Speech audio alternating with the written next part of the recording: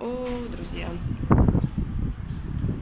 Ну вот. Я на улице, ветрище. Смотрите, какое. Солнце светит, но прохладно очень. И ветер очень сильный. Я бы сказала, даже очень сильный.